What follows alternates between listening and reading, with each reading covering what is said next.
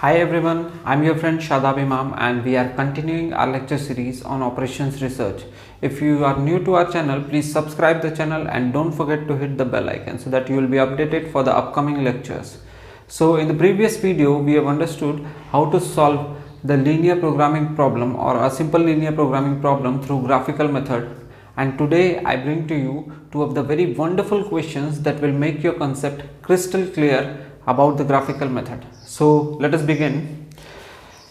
The first question here it is written, and before that we will again revise what we have learned in the previous lecture, that to solve the graphical method we need to follow these 5 steps.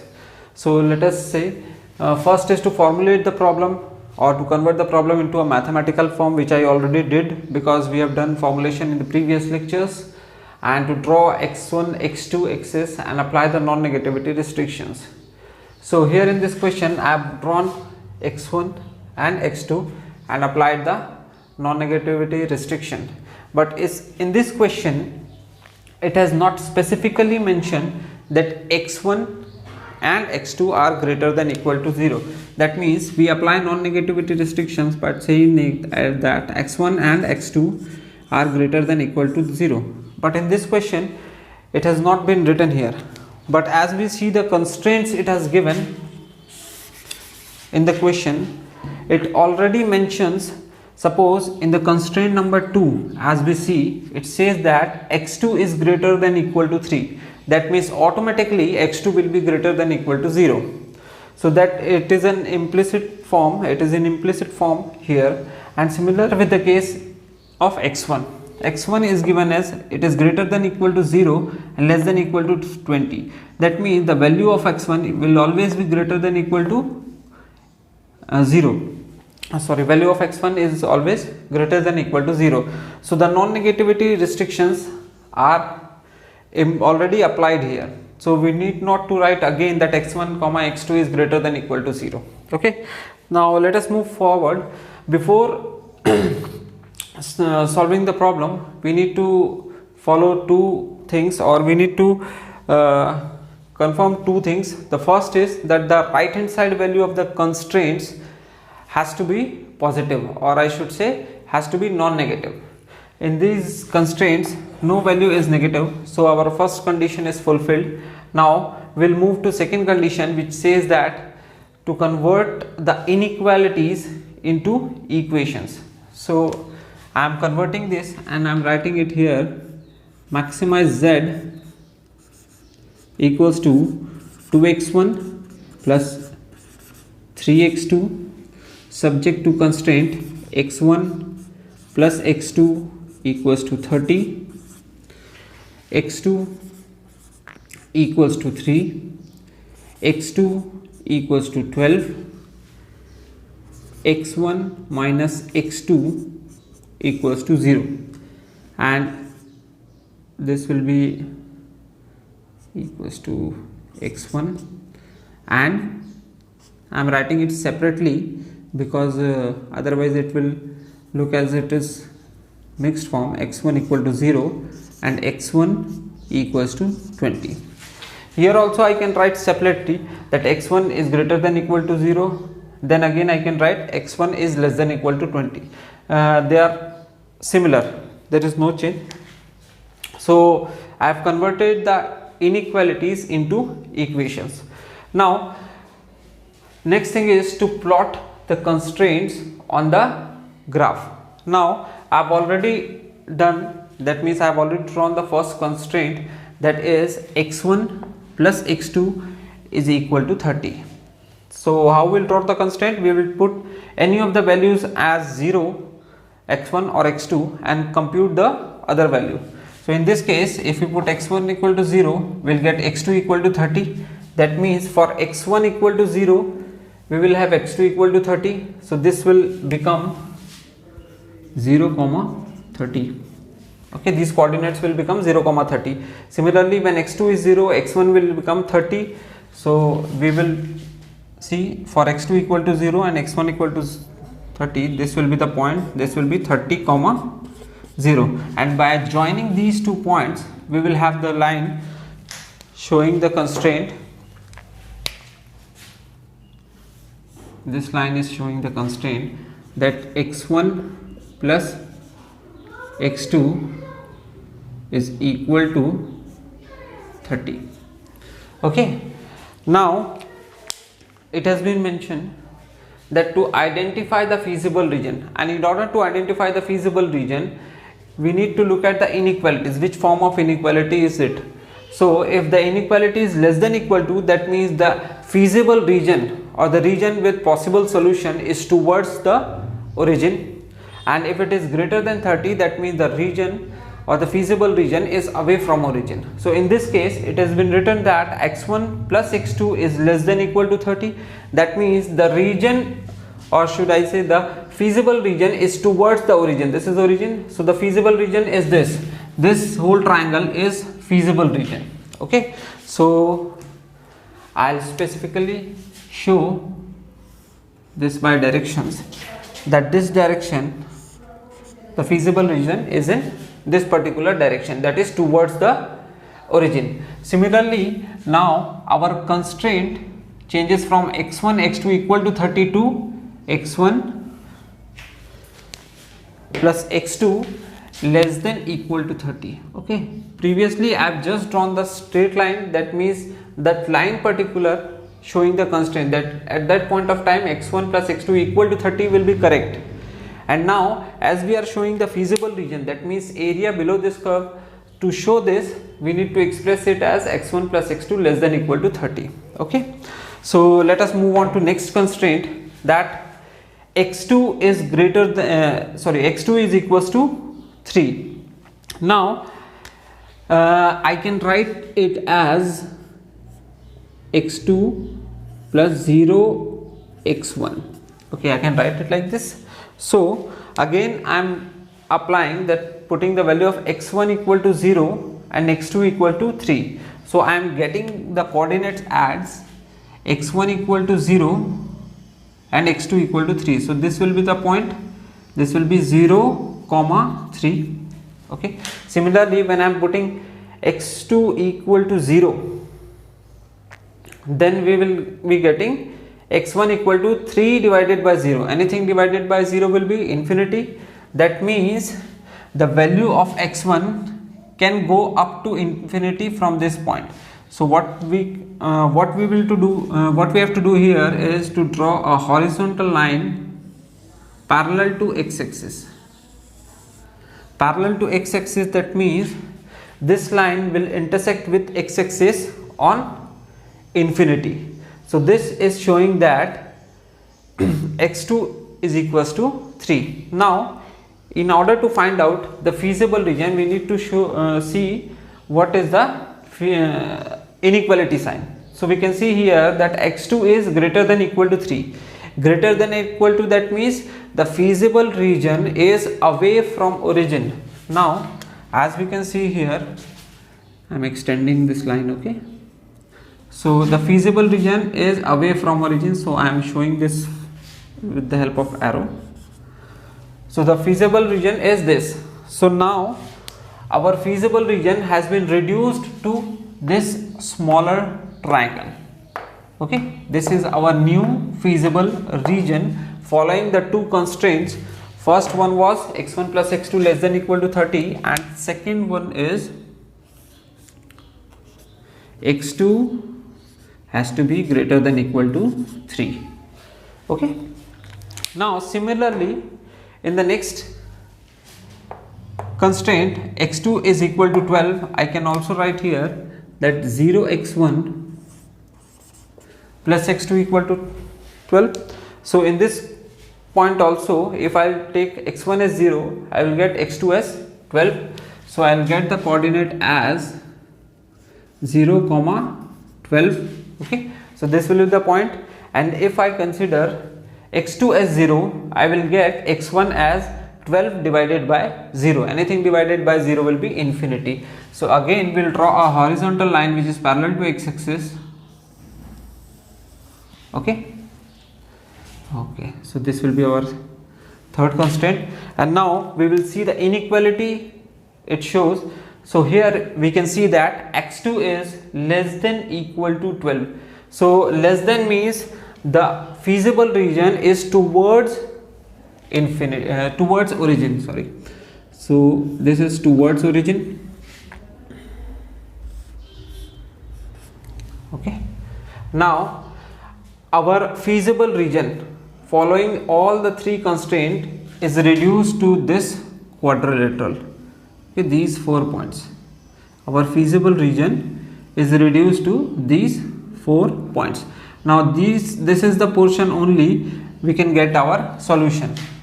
Okay, so let us write here the equation of constraint. That means x2 is less than equals to 12. Okay, now moving on to the next constraint. It says that x1 minus x2 is equals to 0. Now if I put the value as x1 equal to 0, I'll get x2 equal to 0. If I'll put x2 equal to 0, I'll get x1 equal to 0. So in order to do this constraint, we need to understand that I can write this constraint in the form of x1 is equals to x2. If I'll take or bring x2 this side, the equation will become x1 equal to x2. Okay, now we need to analyze that at what point in this particular graph x1 can be equal to x2. So we can easily identify that at a line drawn at 45 degrees will show each point at x1 equal to x2. Suppose let us see, these are two axes, x1 and x2, and if I draw a line which is 45 degrees from the origin, if this is 45 degrees, okay, this is 45 degrees. Now we can see that at any point on this line, the value of x1 will be equal to the value of x2.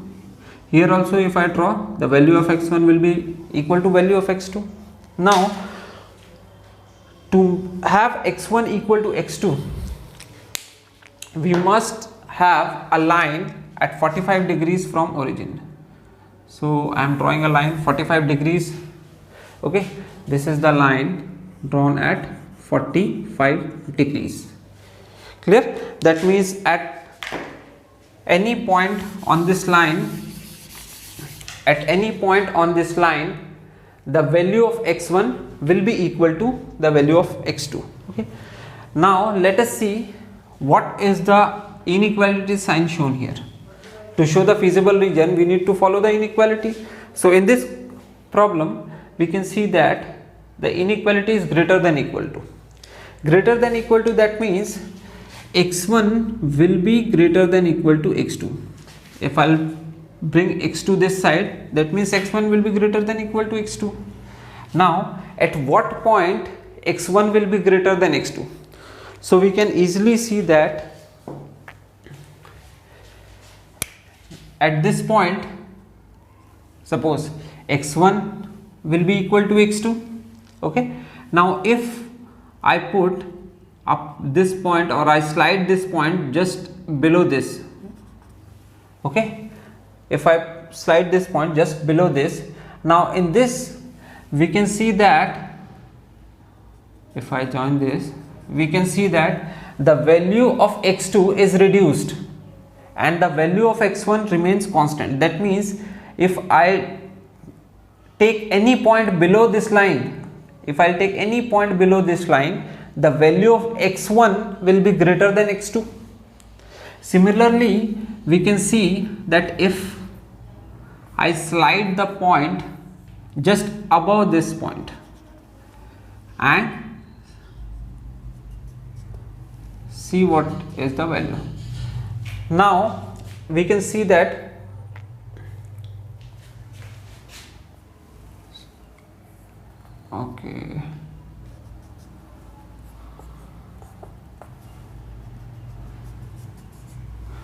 okay, now we can see that any point above this point, here, it can be anywhere here, any point above this line shows that the value of x2 will be greater than x1. Okay, so in this question it has been asked that x1 is greater than x2. So whenever x1 is greater than x2, the point lies on the line or below the line. Okay, for x1 greater than x2, the point has to lie on this line or below this line. And if it has asked that x2 is greater than or equal to x1, then the opposite will happen, that any point will lie on this line or above this line. Clear? So in this particular case, it is clear that the feasible region is below the 45-degree line, not above. Okay. Now our previous feasible region was this, and this 45-degree line cuts this constraint or our feasible region, and we can see that now our feasible region reduced to these four quadrants. Okay, our feasible region reduced to these 4 points or this particular quadrilateral. Now moving on to the next constraint, we can see that x1 is equal to 0, that means x1 equal to 0 plus 0 x2 I can write, but there is no need to write it, because here it is showing that x1 is less than equal to greater than equal to 0 and less than equal to 20. So even if I write here plus 0 x2, if I take x1 equal to 0, then x2 will be infinity, that means x2 can be at any height. X2 can be at any height. Okay, and for x1 equal to 0, so this particular axis shows that when x1 equal to 0, x2 can be at any height above up to infinity. And the second equation, x1 is equals to 0 x2. Now if I put x1 equal to 0, I will get x2 as infinity, that is 20 by 0 is infinity, and if I put x2 equals to 0, I will get x1 as 20. Now we will get x1 as 20. Now I am going to get this coordinate 20, 0, and the next point I am getting is at infinity. So at infinity, what I am going to do is to draw a line parallel to y-axis. Okay, and the feasible region we need to see here, we can see this, that x1 is less than equal to 20. So whenever we say less than, that means towards the origin. So if I extend this line, you can easily see that the region towards the origin is this. Okay, there also I mentioned. Okay, towards the origin is this. Now after following all the constraints, our feasible region has been reduced to this point. This will be our feasible region, and it need to be shown by shaded portion. Now I am going to mark this as point A, B, C, D and E. Okay, let me write the name of constraints. This will be equal to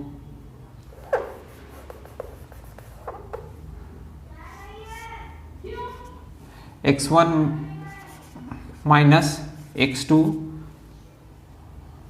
greater than equal to 0. Okay, so this is moving towards downward, so it is showing that feasible area is downward. Similar is with this, it is showing that x1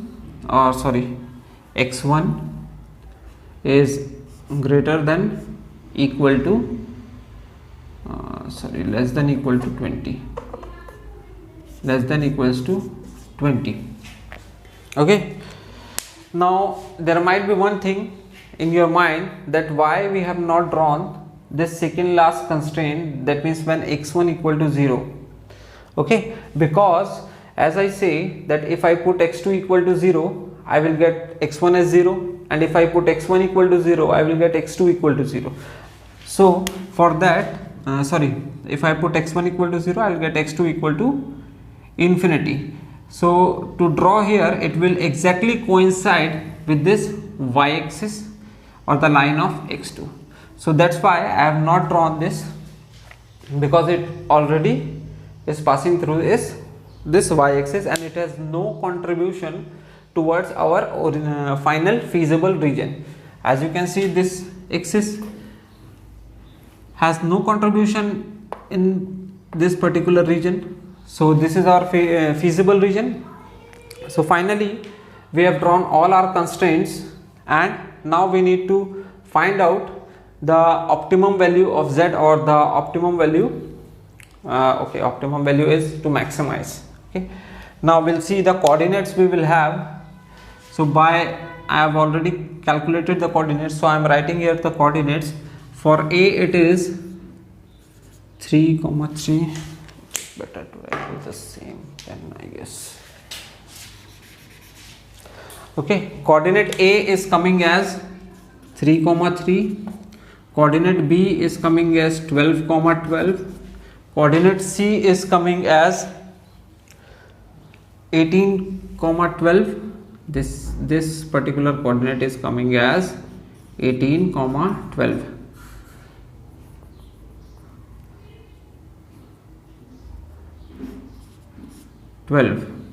And point D is coming as 20, 10. E is coming as 20, 3. Okay, so these are the coordinates. If you could find out A, B, C, D and E. Now we need to find the optimal value. We can do it by two ways: by isoprophet function line or by using extreme point enumeration. Okay, so again I am choosing the value of extreme point enumeration. That means we are going to calculate the value of z at each of these corners. So we'll calculate the value of z at A, ZA, by putting the value of 3 and 3 as x1 and x2 in this objective function. So 2 into 3 is 6, plus 3 into 3 9, 9. It is 15. So here the value of ZA is 15. Similarly, by putting the value of x1, x2 as 12 and 12 in this objective function, we will get the value of z at B, and it will come as 60. Similarly, we will calculate the value of z at point C. Z at C will take the value 2 into 18 plus 3 into 12. It will come as 72. And again we will calculate the value of z at point D. That means 20 and 10. 2 into 20 plus 3 into 10. We will get the value as 70. And to calculate the value at point E, ZE, the value of x1 is 20, 2 into 20 plus 3 into 3. So this will be 49. So among these values we can see clearly that the maximum value is coming up at z equal to C, and this is our z max. And for maximum z, x1 is equals to 18 and x2 is equals to 12. So 12. So this is the solution. This is our solution.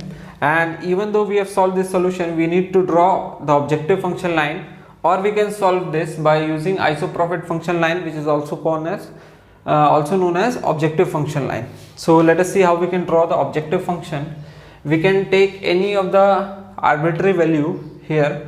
Suppose the maximized z function, okay, or I should say z is equals to 2x1 plus 3x2. So I am considering the value of, or assuming the value of z as 60. Okay, I have taken this number because it is easier to multiply with this number. So when I put x1 equal to 0, when I put x1 equal to 0, I will get the value of x2. x2 will be 60 divided by 3, it is 20. Okay. Similarly, when I will be putting x2 equal to 0, when I will be putting x2 equal to 0, x2 equal to 0, I will be getting x1 equal to 60 by 2, that is 30. So I have got the two coordinates. I will be joining these two coordinates. This is 0, 20. So 20 will come somewhere here. This will be 0, 20, and then 30, 0. 30, 0 will come here. So this is 30, 0. Now I will join these two lines through a dotted line.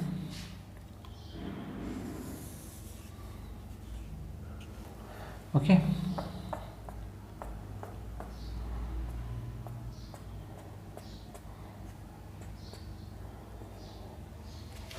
Okay, so now this is our objective function line, and as we move this line, okay, as we move this line, we will see that the extreme point or the last point it crosses of the feasible region is the point C.